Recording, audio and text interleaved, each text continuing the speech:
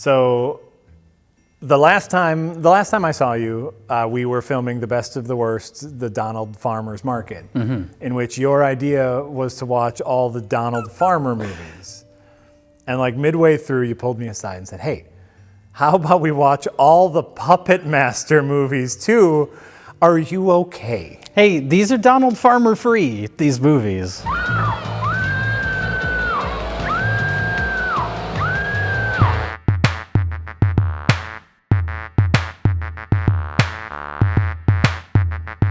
What spurred this on, I remember last year we did our Albert Pune special. Yes. And we did the movie Arcade, which is a full moon features movie.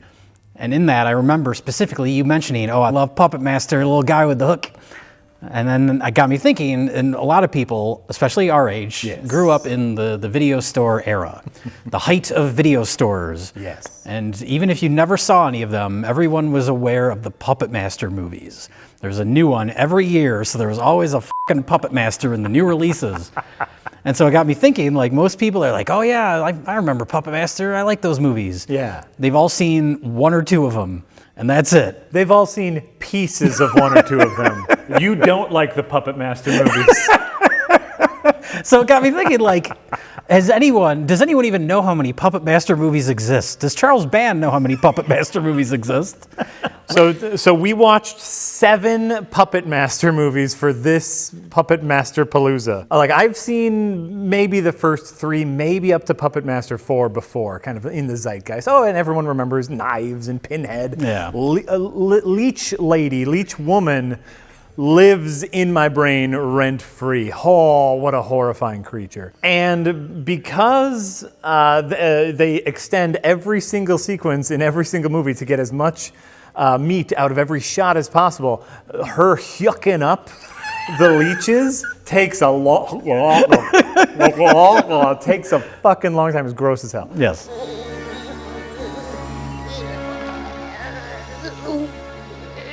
Puppet Master 1! So, well, Puppet Master, history of the series. Oh, fair. Very quickly we'll do this. You and I previously on Review talked about a couple of Empire Pictures classics, Reanimator and From Beyond. Empire Pictures was headed by Charles Band, and those movies, including another Stuart Gordon movie that we didn't talk about, Dolls, which is very important because Puppet Master is basically a continuation of Dolls. Right.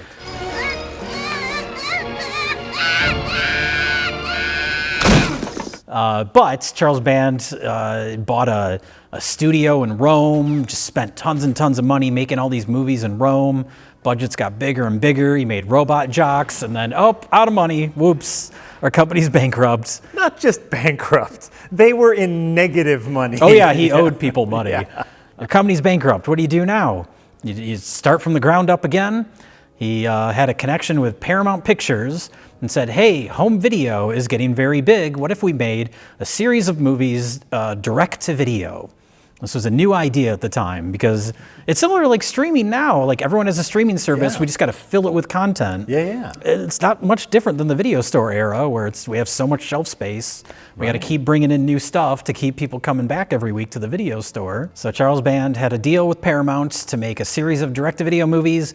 First one out of the gate, 1989, Puppet Master, was a huge success. And for close to a decade, he had a working relationship with Paramount, releasing all their movies.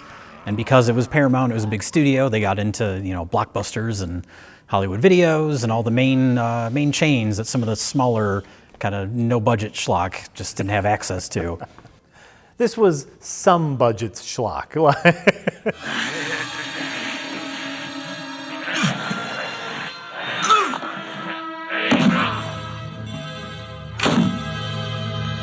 In the video game world, this is a coworker of mine, a friend of mine, was talking about top-down design versus bottom-up design, right? For example, if you are making a video game based off of Avatar or based off of the Suicide Squad IP, that has to be at the top. Everything else is designed to meet that, so you don't necessarily have a good foundation, right? Because it has to, at the end of the day, be an Avatar video game. And I'm trying to think of a good example in a movie space. Oh, so like Clerks. Clerks, they had to shoot in a convenience store because that's the only place they had to shoot. Everything needed to go, from the bottom to that top idea. But then there is bottom-up design, where you have a solid foundation that you can build off of. The example we talked about earlier was Alien. Nice idea, solid script that they could build imagery and actors and all that stuff on top of it. Whereas Puppet Master seems like center-out design. They don't necessarily have an image idea. They definitely don't have a foundation. They got puppets. What the hell are you looking at?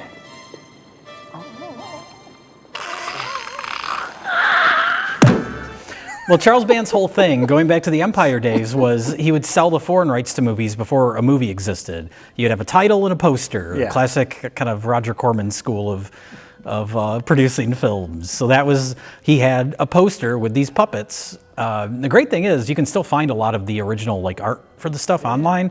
So you can see the original Puppet Master poster before they made the movie. And like there's different puppet designs and stuff. It's not what ended up in the final movie.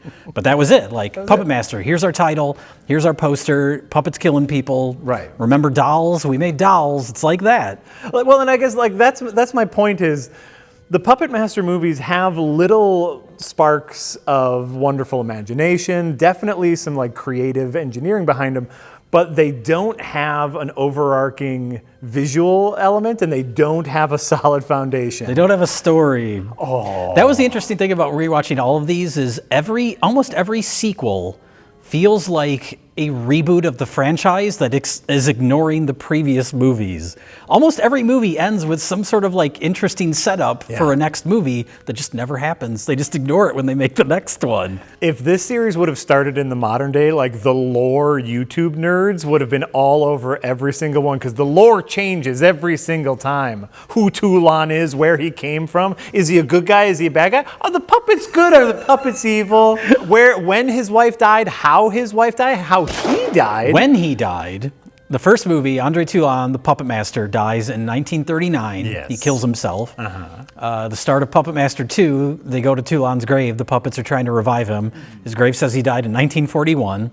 Retro Puppet Master is mostly a flashback to when he was younger, but it starts with elderly him. Yeah. And that's in Berlin in 1944. Still alive. Still alive. Not a lot of quality control on this franchise. When he made what puppet? Are the puppets just alive or are they the souls of his friends? And if so, what souls are in them? All changes. It's so fucked up. Trying to keep track of the story, Puppet Master to Puppet Master. Terrible. Like my notes are mostly lore. What's the lore? Well, I don't even care too much about like those kind of details, but you want like basic continuity. Basic continuity. Are the puppets good or bad? That's it.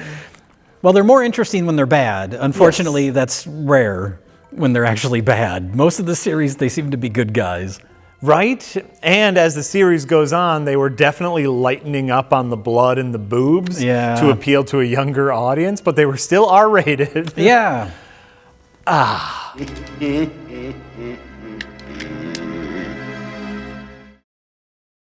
But all the puppets, every individual puppet has their thing. Yes. And that's the foundation, which isn't a proper foundation of a story. It's just an idea for these puppets, and they'll do stuff. Yes. But you have Pinhead, who's got a tiny head, and he's super muscular. He's got big hands. Human hands, like the Swedish chef. Yes, I love that.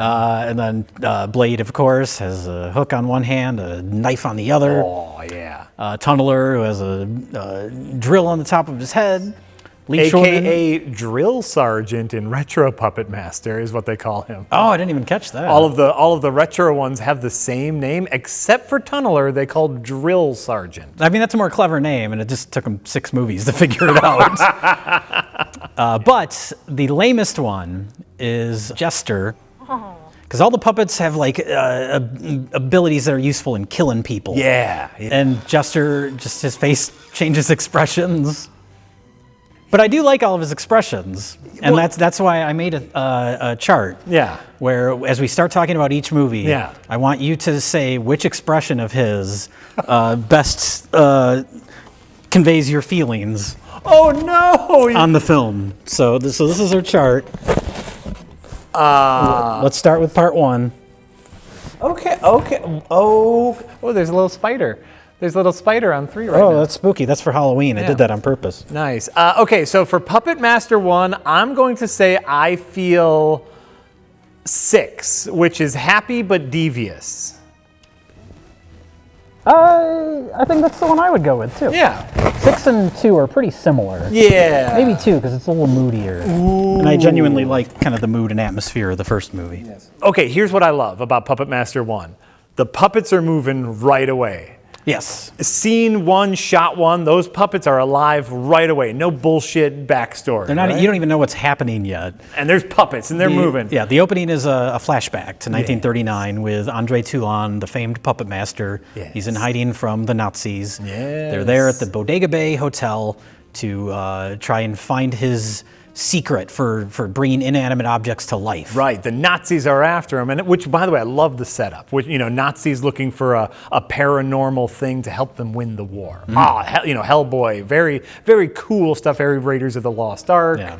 Awesome stuff. And in the context of the first movie altogether, it's not really important. Yeah. They could have made the story so much simpler, where it's just, they go to because it's about a group of psychics that go to that hotel decades later. Yeah. And a colleague of theirs has died, but that colleague has the secret to bringing objects back to life. Yeah. You didn't necessarily need the whole Andre Toulon Nazi backstory, but I like that it's there. Yeah. It just adds some more intrigue to the whole thing, gives it some more flavor. It gives it a little pepper, but it's also that's the magical bullshit that explains why the puppets move. Lovely, right? That's all you need. You definitely don't need an entire series dedicated to the lore and the magic of why the puppets work.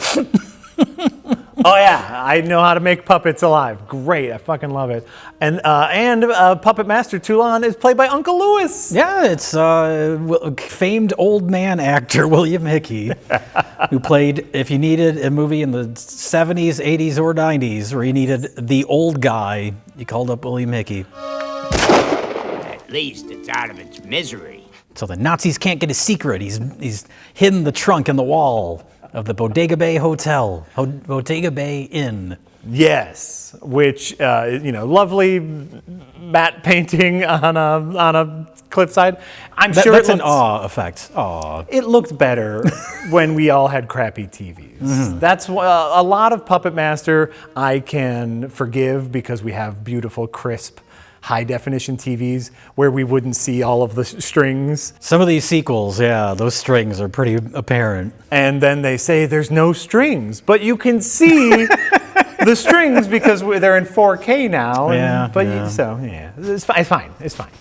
It's fine. But much like the puppets are alive right away, the psychics, that's real. Psychic things are real. Yeah, we get a fun little, it's not really a montage, but we see all because it's about the group of psychics coming together. So we see them all in their natural environment, see what they all do. Yeah. There's the yuppie couple that does sex psychic stuff, whatever they're doing. All right, Andrea, I want you to recreate in your mind your wildest sexual fantasy. There's a crappy fortune teller at a fair with a nice little cameo by Barbara Crampton, which is always nice to see her. Do you think Buddy here's ever gonna get a real job? Oh yeah. And then of course our lead, our protagonist is napping, and has just a really great shitty dream. Leech related, so it is connected to the movie. Right. And so, we meet them all. Psychics are real. Everyone is on board with that. I love that. Though, a running problem throughout the Puppet Master series, very evident in Puppet Master 1, this group of people knows that psychic powers exist. Mm-hmm. Yet, when they are confronted with a moving puppet, they are incredulous. Well, another strange thing is they get to the hotel because they all think they're meeting their old colleague, Noel Gallagher or Liam Gallagher. Which one's the Oasis guy? I think both of them are the Oasis guys. Oh, well, one of them is also in Puppet Master. Oh, but they get to the hotel to meet him, and then his wife is there. And she's like, "Oh, you didn't know he died the other day." Yeah. I guess I didn't have any premonitions about that, but they actually specifically mentioned that in the movie. And how is it that we didn't pick up on the fact that he was dead? I don't know. The whole movie's better, and on this rewatch, I hadn't seen it in a really long time. Yeah. It had in rewatching it, in the last 7, 8, 9 years, I've gotten more into like weird Italian horror movies. And it has a vaguely Italian vibe to it. Ooh, sure. With the kind of like lack of logic, like things just sort of happen. They don't really make sense, but they're visual and sort of weird and creative and or off-putting. And so I looked up, that started I have a whole list of crew for all these movies. Because I started to get really intrigued by the cinematography of each one. Oh, yeah. So I looked up the cinematographer for the first one, Sergio Salvati, who did a lot of the Empire movies, which makes sense because those were shot in Italy. But more importantly, what I was excited to find out is that he shot all of my favorite Lucio Fulci movies. The Beyond, House by the Cemetery, City of the Living Dead. And this is the only full moon movie he did. And it was shot in America, so it's weird that maybe they figured like, oh, we had so much success with him with our Empire movies. We're starting out a new thing with Full Moon. We got to make sure it looks good. Let's bring over our Italian buddy, Salvador, or whatever the fuck. Well, and that would make sense because one of my notes was the strange artistry of a lot of the shots. Like I'm thinking about that, like the tracking shot of the wife walking into the dining room, which is this beautiful dolly into the dining room. Oh, fuck, this is like artistry. Yeah, there's actual, like, as the series goes along, this goes away and we get lots of soap opera shots, but the first movie is pretty well put together when it comes to that stuff. It's directed by David Schmoller, who also directed some Empire movies. He did a movie, I think it was pre-Empire, called Tourist Trap, but that was another Charles Band produced movie. Okay. Late 70s, kind of Texas Chainsaw Massacre inspired. Yeah, fun. But like Puppet Master, it also has like creepy masks. Yeah. We have the kind of dream sequences in Puppet Master where they're dancing around this big empty ballroom. It's very like surreal and almost Shining-like, but he's wearing this weird mask. Also, by the way, a great way to stretch your budget is to use the same scene, but have a couple of them be psychic visions of what's about to happen. There's one part where the Gallagher's wife goes up to our main guy, whatever his name is, Hairman. She goes to his room. She's like, "Come with me," and they go through like a closed down section of the hotel. And she's talking about, I think she's talking about her husband or something. And then he wakes up.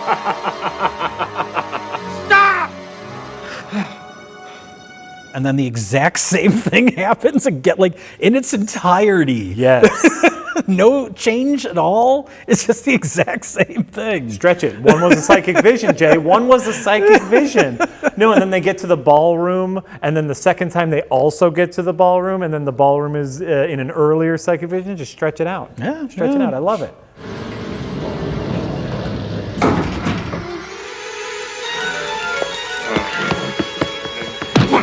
The joy is in the puppets, is in like seeing them move and that's when we get, the first few movies have some wonderful stop motion effects. Yeah. Less and less of them as the series goes along, presumably for lack of budget. Well, they still have stop motion effects. They're just reused from other movies. Recycled shots from the good movies, yeah. Yes. The effects, the stop motion was done by David Allen, who worked on tons of movies. I think he was at least nominated for an Academy Award for something. May have won. For Puppet Master? Not for Puppet Master. That would be amazing. He was just like friends with Charles Band, so he was willing to work on these movies for much under his normal pay grade. Ended up directing the second movie. Oh, nice. But you watch these movies for the puppets. Of course. So when you get to the later movies, when not only do they not have the stop motion shots anymore, but they don't even have like proper puppetry work, or it's just like a guy just kind of doing this. And it looks like And it looks like that, and it's like, well, what am I watching this for? What am I supposed to get out of this? Right. You don't have the fun puppet stuff in Puppet Master. Well, and Am I watching it for the plot? I want to know if the big dumb guy turns into a puppet.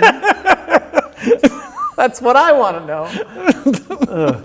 Well, and it's like even It's really difficult because I love, they made these wonderful behind the scenes featurettes for all of theirs that they kind of distributed on their tapes. They turned it into a whole, this was, early DVD content that they distributed. Full Moon did a wonderful job on VHS before DVD existed. That's what got me like hooked on Full Moon. Yeah. I think I mentioned that when we talked about Albert Pune, whereas like even if I rented a Full Moon movie and it was boring, I just fast forward to get to the video zone to see the behind the scenes stuff. It was so cool. And you see like the team of people with like cables and like, working these puppets. It's amazing. I want to say for one of the video zones, they had like all 4 of the puppeteers there, and they would talk about how they'd be like shoulder to shoulder, and you'd see them like, working with wires and cables and strings, and the artistry there, the craftsmanship, wonderful. The puppets still look stupid because they just do this. Yeah.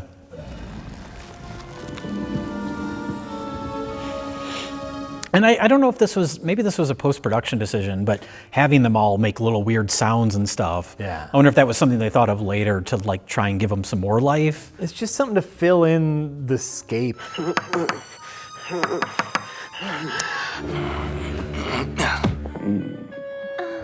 Ready for you.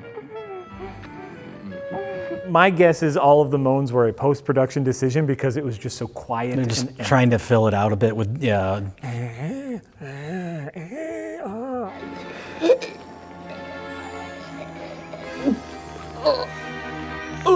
I think that there's a lot of charm to that first movie in a B-movie way. Yeah. And then the third act, the climax, Noel or Liam Gallagher, turns out he's alive. He's been reanimated by the same magical puppet master magic. Yes, and he invited everyone there in order to kill them to make sure that his secret to immortality dies with them. And only he knows it. Yes. Great plot. Love it. But then when the puppets realize that he's evil, then they turn against him, and we get this incredible elongated scene of them just like mutilating him in an elevator. Yeah, it goes on for a very long time, and he's like oozing green goo.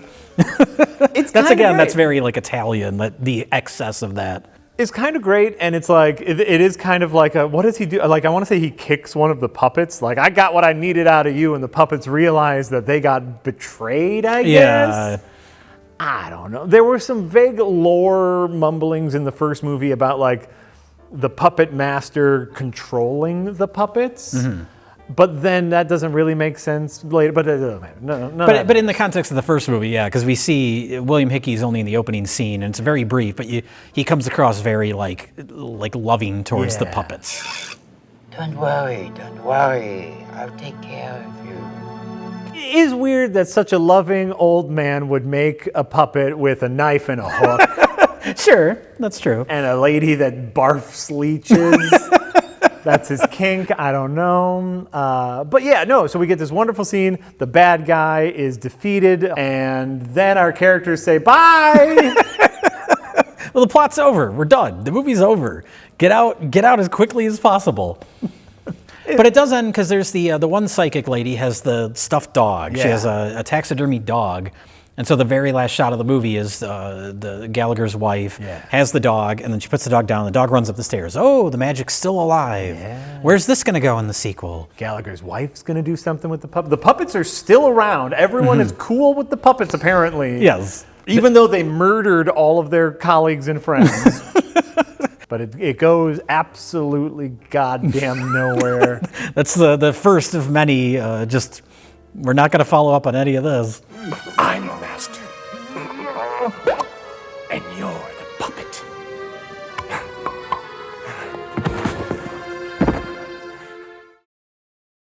Puppet Master 2!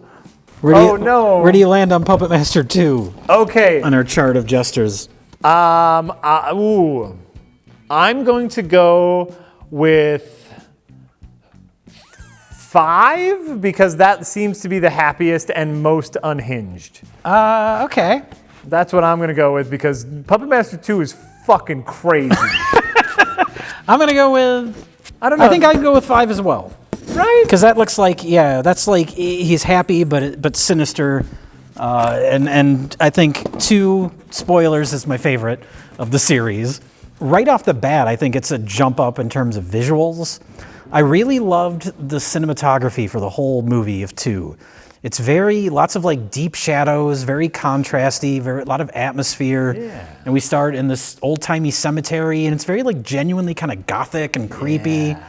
And the puppets dig up the grave of Andre Toulon. I don't know why they waited till now to do it, but they pour the reanimator fluid into his grave. We see these like zombie hands come up. And then later we see Andre Toulon. They've brought him back to life, and he's covered in bandages. He looks like the Invisible Man. And so it has this very like classic Universal feel to it. And I really liked that. I think if you turn down the saturation, it would probably look great in black and white. Ooh. So it's a shame, as much as I like the lighting in it, it's a shame that all the shots are so flat and boring.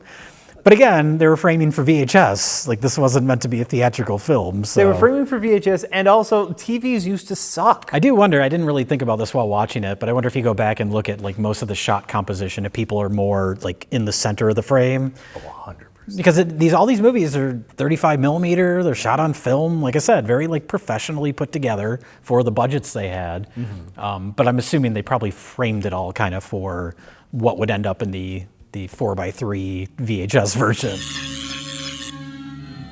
But, okay, so here, Puppet Master 2, we have a slight bit of continuity and world building, in which they don't except for the date that they got wrong.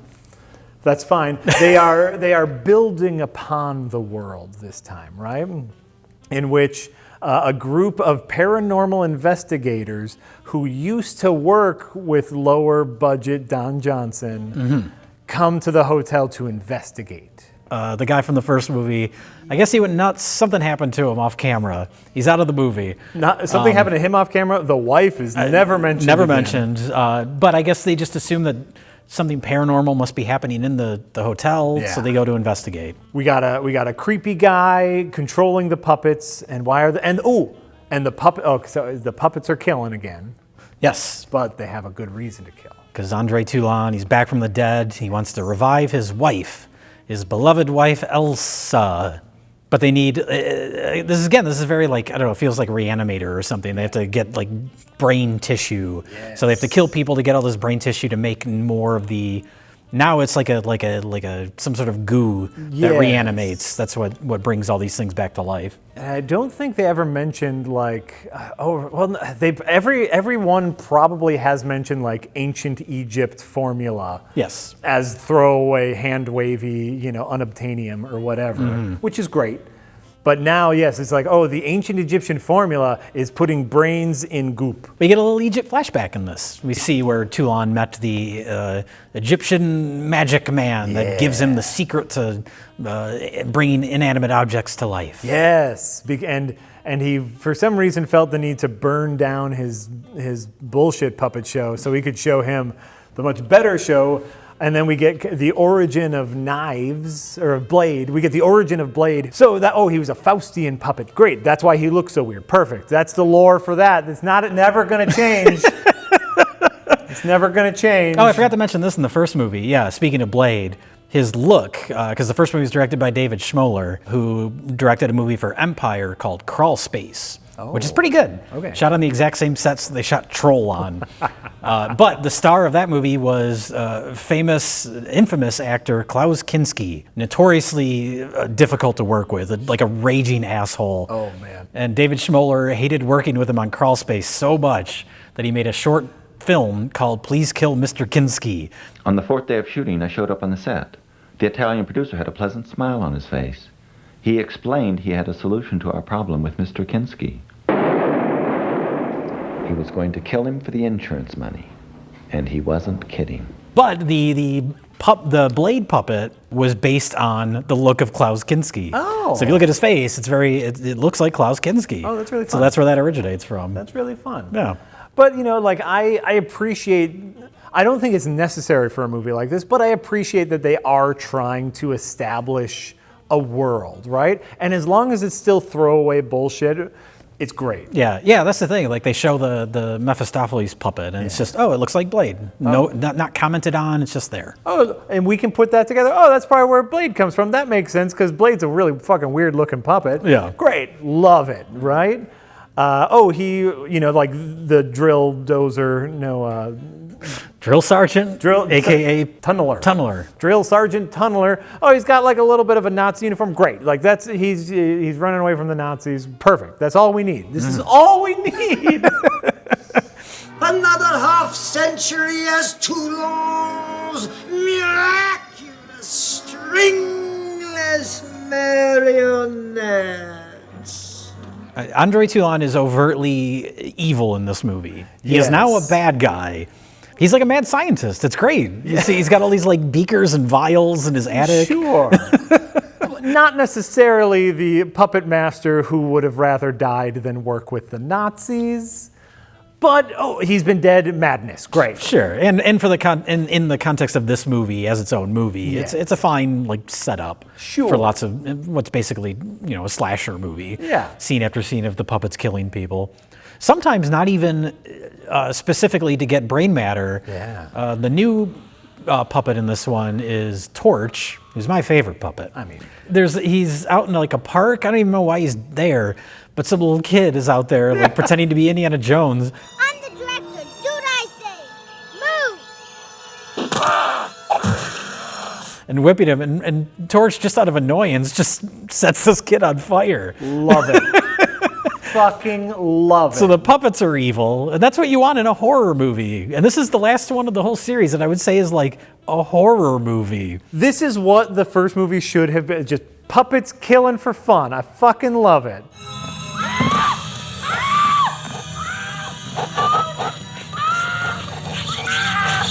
Tunneler drilling a hole in the brother's head, the first to die. Oh, that was great. A great bloody scene. And then they do a little dissection of Tunneler. They got him out like opened up like they're doing an autopsy. Also, I love it that their computer hacked an X-ray machine. We get into a weird love triangle in which many scenes happen outside in verandas, in dancing. They're dancing to old records, in which Toulon is just being a little bitch.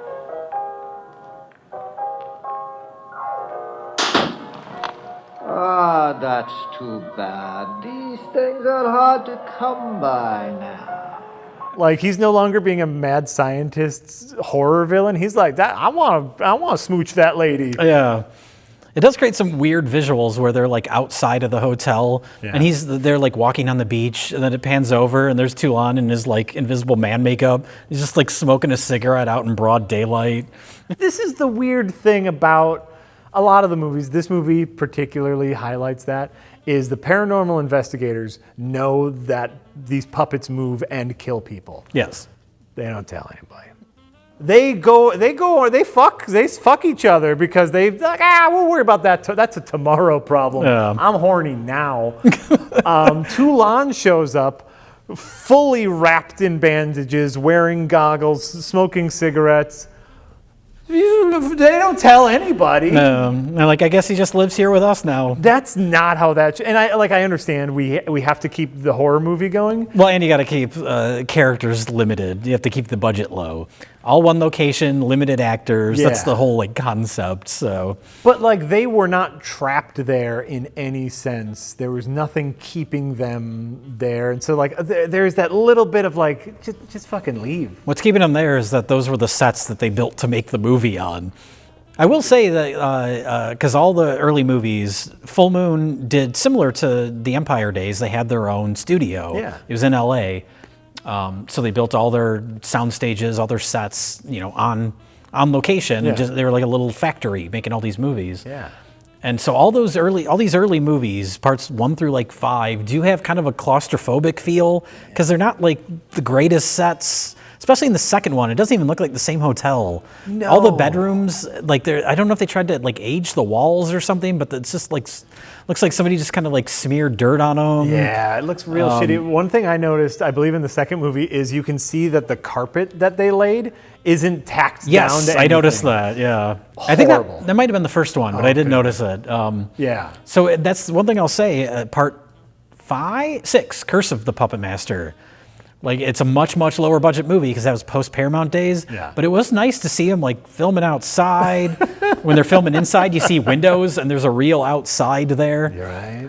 It's lacking that kind of, like, because this is like a big fancy hotel, but all the rooms are like 8 by 10, just these tiny little sets. We're filming Trancers next door. We got to fit 8 sets in this one warehouse. Well, that's the case, yeah.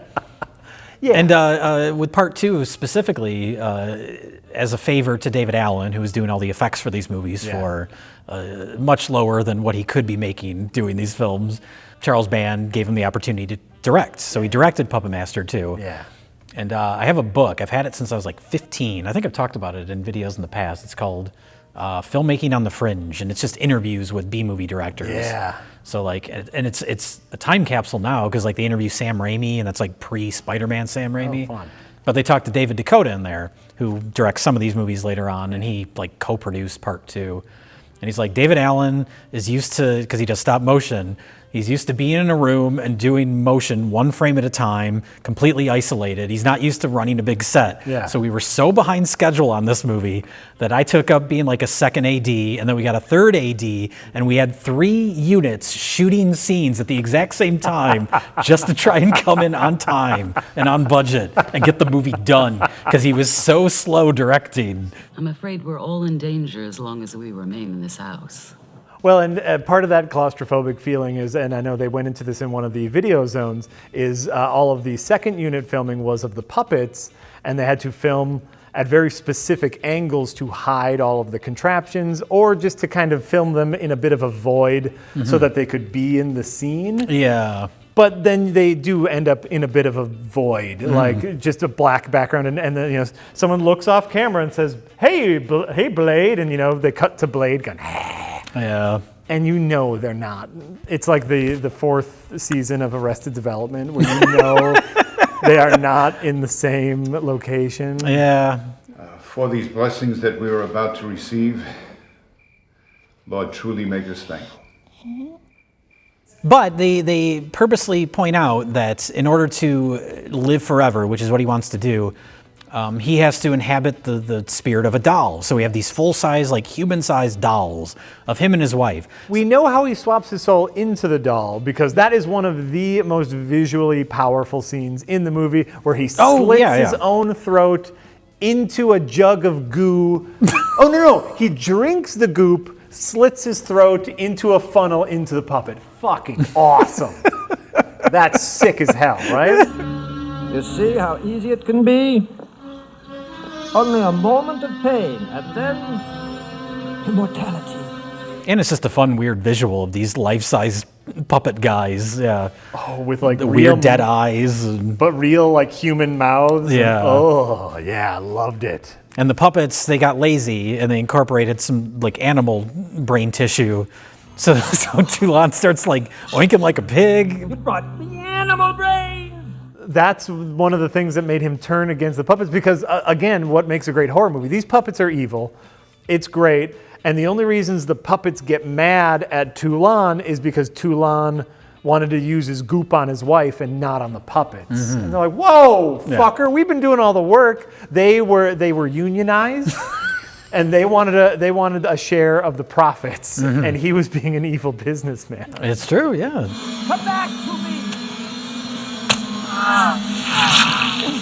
It's so much fun. Yeah. It's big, it's over the top. The villain is not just chewing the scenery, but swallowing it whole.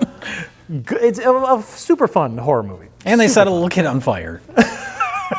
Oh, they set multiple people on fire. Yeah. Oh, the hillbillies, the southern bumpkins that live in California. Some critters been getting in here chewing up the hogs.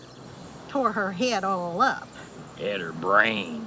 We get a little cameo by John Carpenter regular, George Buck Flowers, the hillbilly husband. And yeah, he gets killed, his wife gets set on fire, we get a full body person running around. Stunts, effects, pyrotechnics. I also love in any of these movies when someone throws the puppet, because then we see that these puppets are light. They have no mass to them whatsoever. How are they doing any damage?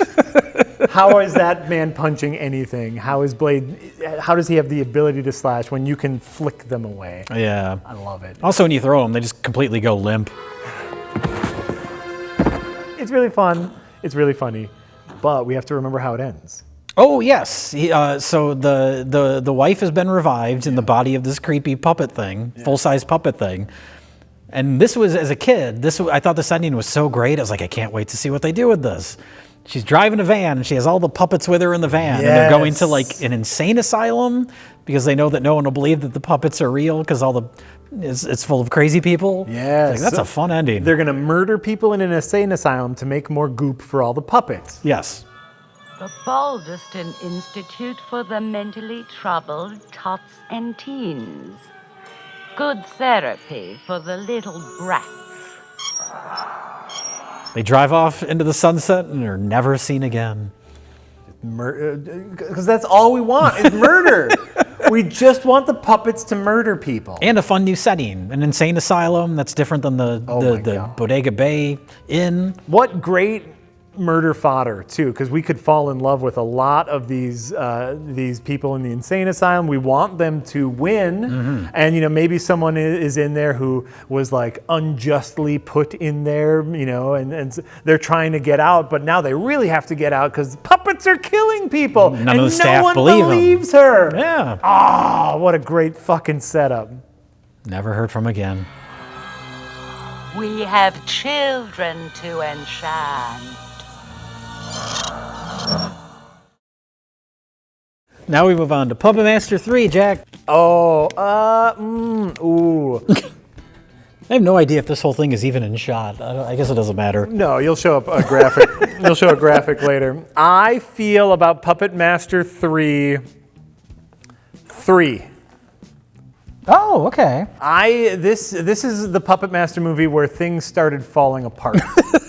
3 is generally considered to be like the fan favorite. People love this one. Yeah, people are idiots. I'm gonna go.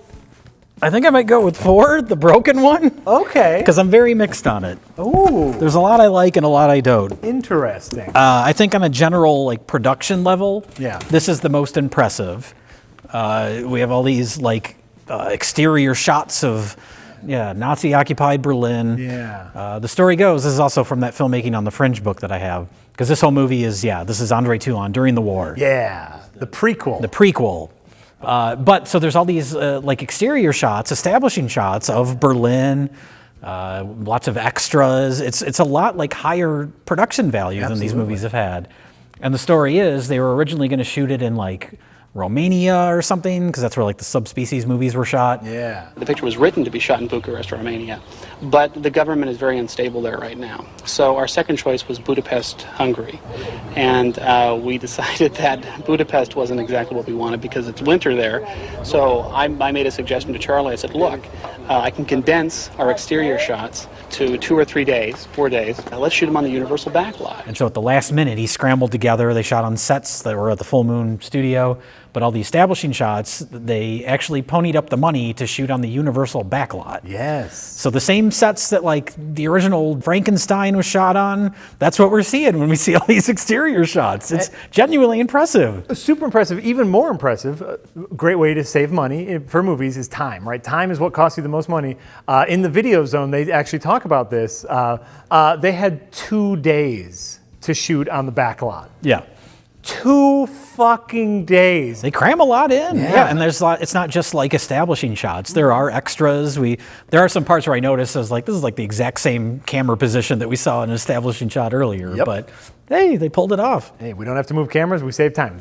Just rotate extras. We got one group of actors behind us, one in front of us. We shot that scene. Great. Second group of actors, go. We got to make a man fall out of a window. Let's go. Let's go. Let's go. I think that's the kind of economy filmmaking that I love. Mm-hmm. 1 block away is the Back to the Future town square. The building with the pillars, that was the clock tower or whatever, the clock building. I want to say it's in the background of there somewhere. Okay. But I also watched, we watched 7 movies and I watched 7 Video Zones as well and read the 4 comic books.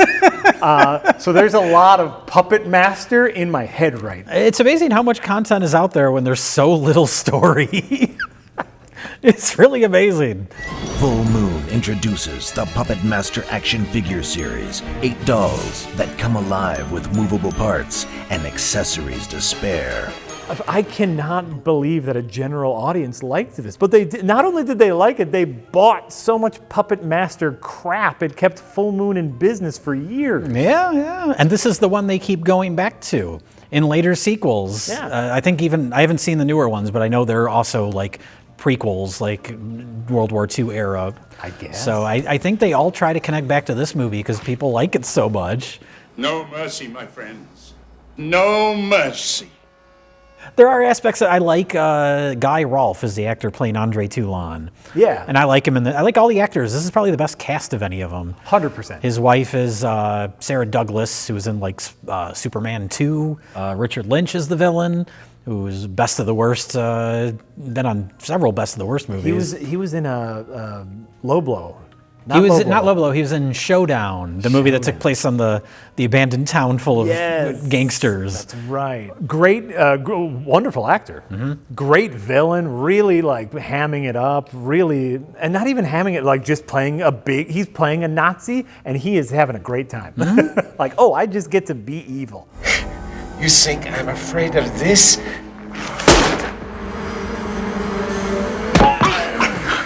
Ian Abercrombie, the wizard from Army of Darkness, and he's Mr. Pitt on Seinfeld. Again, it's kind of a reanimator type scene. Yeah. The Nazis are trying to figure out the formula to reanimate corpses so they can just have soldiers forever. Okay, so this is why it's frowny faced for me. They went too far with the lore. This is the movie where we discover that every puppet is the soul of one of Toulon's friends or loved ones. So, Pinhead was this, lovable, Jewish truck driver who died to the Nazis. Oh. And Leech Woman is Mrs. Toulon, who it starts to recontextualize a lot of the horrible things that Leech Woman did in the earlier movies. We also learned that Blade is the soul of the kindly old scientist. Blade!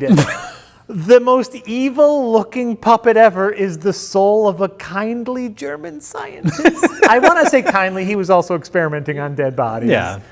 He's following orders. He was under the thumb of the more evil characters. And of course he had sympathy for Andre Toulon. Yes. He did not want to harm Toulon. He wanted to do science. What's weird, though, is it looks like, if anything, he should be the soul of the Richard Lynch character. That's where we start to get more lore recontextualization, because what we discover is that he modeled Blade after that character to purposefully I'm using my art to exercise the man that I hate. But it's also upsetting because before it was no, this was my Faustian devil puppet. Throwaway. That's why he looks so creepy. But now it's the embodiment of a Nazi soldier, and they do kind of look alike. They dress alike. But it's why are you messing with it? Just make it a creepy puppet. Yeah. Well, it's a way. I mean, there's a long scene where he explains to Ian Abercrombie, this puppet was this person that I knew. This puppet was this person. It's just a lot of dialogue. It's an easy way to just fill out time. What is the secret, please? When I call these puppets my friend, it is no mere affectation. I knew them in life. Hans Seidemann, the bookkeeper. Herman Strauss, the will to live, smuggling. I knew each of them before they were cut. That was the difference. And they all wanted this by chance to go on fight. They wanted this. You don't have to have a lot of puppet action. Just have them keep talking. But we get a new puppet, Six Shooter. I like Six Shooter. Yep. I do like that aspect of it, that we see his puppet show at the beginning, and it's very satirical. He's making fun of Hitler. Yes. And I like that, and that's obviously why the German soldiers come after him. Yeah. But I like that kind of spirit of satirizing the villain. Yes. So that's fun. And then Six Shooter is almost like his sort of version of an American. What is this joke?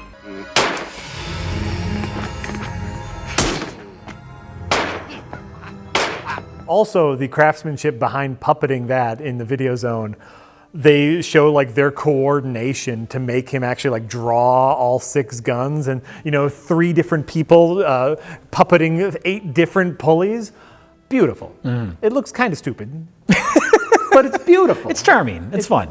Ooh, that's the word. But then there's another part where the six-shooter's climbing up the side of a building, and there's just all these wires. You just see every wire. And it's also very silly that he is spider climbing the side of a building, and no one notices. No one sees him. These are not tiny puppets, by the way. Well, that's like going back to the first movie when Blade's running around the hotel at the beginning of the movie. Yeah. He's like hiding behind people, and just nobody ever sees him. I say it's stupid with all the love in my heart. Yeah, that's the fun stuff in the movie. We don't need all the prequel bullshit. This is like pre-Phantom Menace. This is before prequels were a thing. We're like, we don't need all this backstory. Yes, but yes. Like, we did not need a scene that showed Toulon looking up to see jars full of leeches. The less we try and explain Leech Woman, the better, because like if you really think about it, like where are these leeches coming from? Yeah. She just like can endlessly vomit leeches. Right. Where are they? Where are they?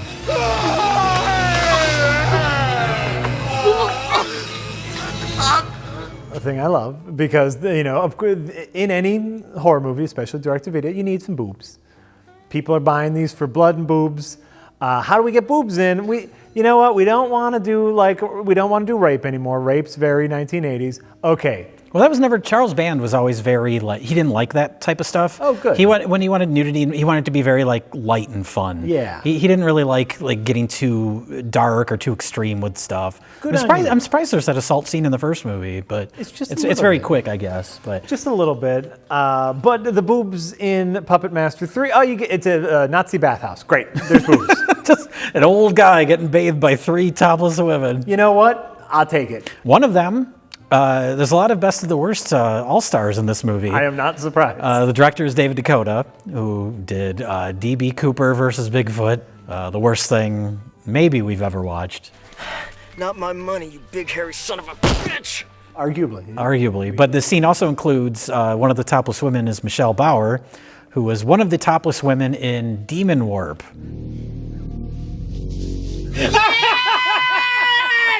That's Michelle Bauer. She was in a lot of early David Dakota movies. Because David Dakota has had a career, that man. 70s and 80s doing like drive-in B movies. 90s, lots of direct-to-video movies. Yeah. Then kind of fell into doing like, I don't know, gay softcore or whatever the fuck he was doing in the early 2000s. Now he directs a bunch of movies for Lifetime. I could see that. He knows how to make a movie quick and efficient, on time, on budget. But there's a whole series of Lifetime movies called like The Wrong Blank, like the wrong boyfriend, the wrong teacher, the wrong, cheerleader. Sure. There's a ton of them, and they all star Vivica A. Fox, and David Dakota directs a bunch of those. Girl, looks like you picked the wrong Mr. Right. Looks like you hired the wrong wedding planner. Looks like you picked the wrong blind date. Looks like you messed with the wrong cheerleader. Sounds like to me, you hired the wrong life coach. You're not kidding. You know what? I think that's like, if that could be my retirement, is just like directing crappy movies with Vivica A. Fox. I'm a happy man. Like, hell yeah, that's great. Well, that's the new, B movies don't really exist anymore. Yeah. This kind of era of like the 80s drive-in, 90s direct-to-video. Yeah. There's something about like all the just like cheapo shot on video movies. They all feel like they're trying to be campy. Modern B movies aren't really like a thing that interests me. The real B movies, the real exploitation movies now are the Lifetime movies. Yeah. Those trashy like domestic thrillers. And so that's what David Dakota's doing now. That's where all the B movie directors, they went to that stuff. One thing's for certain. She definitely picked the wrong cheer captain. The one thing I wanted to talk about is the visual of the zombie who had committed suicide, who tries to commit suicide a second time. And you see this zombie with a giant, cartoonish bullet wound out of his head, and he picks up the gun and tries to shoot himself again.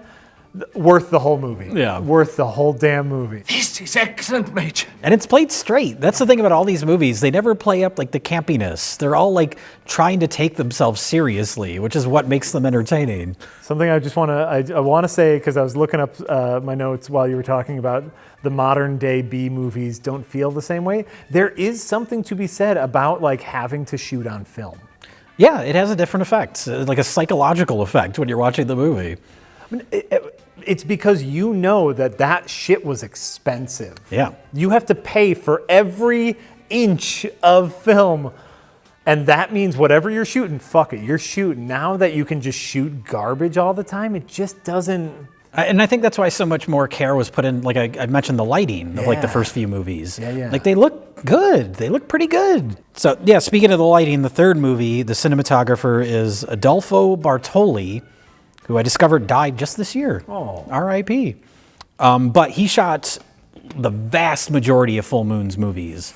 And this was the first Puppet Master movie that he shot. Yeah. But when I think of like growing up watching all these movies, there's like a specific look that it's like, oh, this looks like a Full Moon movie. Okay. And that's Adolfo Bartoli's cinematography. They all have the same kind of look to them, where it's like, it's cinematic. There is some like contrasts and in a way, it's not just like flat, boring lighting.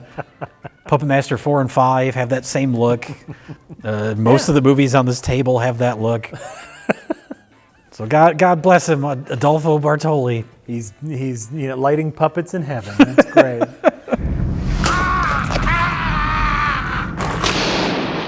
I mean, every single Puppet Master that I have seen, even the later ones, Puppet Master 1 through 7, which I have watched now, has at very least one incredible moment. Okay. Stringing up that Nazi like a puppet. Yeah.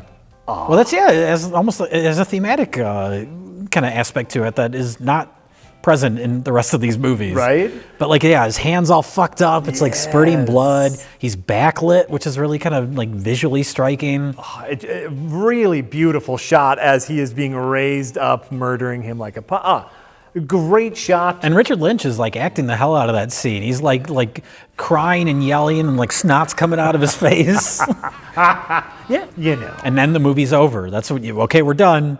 Let's get out of here as quickly as possible. Right. Every movie ends like that. And they do. They kind of leave. They say bye. Well, they go to the train station. Yeah. Andre Toulon and his new apprentice to go to Switzerland, I think they mentioned. I wonder where that's going to go.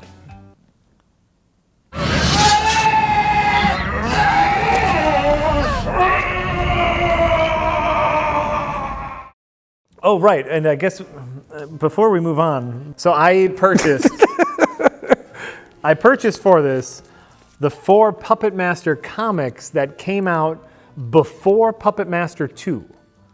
Okay. These came out right after Puppet Master 1, published. Wow, that's surprising. They were already going for alternate sources of revenue.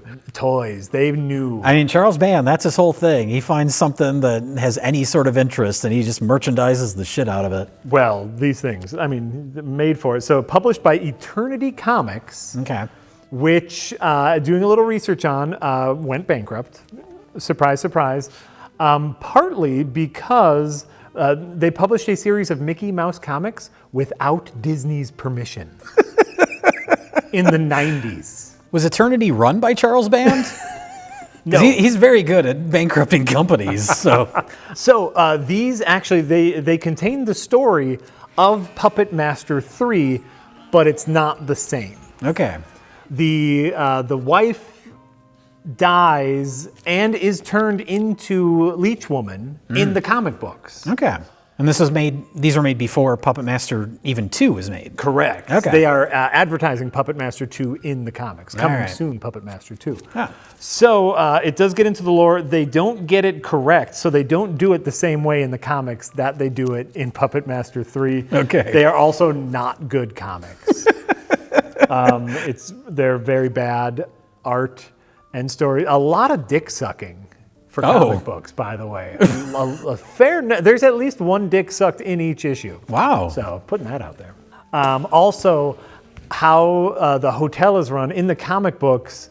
The hotel is run for a little bit by Toulon's brother. The puppets do some killing in the hotel, but then are put. Because it leads into Puppet Master 2. So the puppets are out already. They disregard all of Puppet Master 1 in the Puppet Master comic books that came out after Puppet Master 1. Well, I'm glad they didn't just hold on to the lack of continuity with just the movies. Yeah. I'm glad it expands to the other media.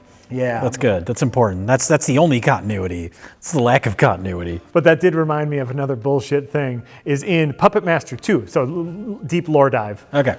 Puppet Master 2, it was revealed that the reason that the Nazis knew that Toulon was at the hotel was because Toulon's wife, he wanted the shawl for his wife and called the wife's friend to get the shawl for his wife. But then in Puppet Master 3, we discovered that the wife was killed in Nazi Germany. Okay. So, that's a mistake, movie mistake. But it's different than how she was killed in the comic books. Nothing matters. Okay. I'm sorry. I'm glad I have them. I do think like that kind of stuff is fun and interesting, and I love seeing all the advertisements for the other Full Moon stuff. Oh yeah. And they're just shitty. I had some Full Moon comics in the 90s, but it wasn't those, so I don't know what I had. There was one that was an adaptation of the first movie. Okay. And then I think I had like a Doll Man comic, and then that's all I ever got. Get that cash. Yeah. The kids are really into comic books. Fuck it, make some Puppet Master comic books. You can get 6-shooter, torch, tunneler, pinhead, and blade. And let me tell you, it's a real bargain.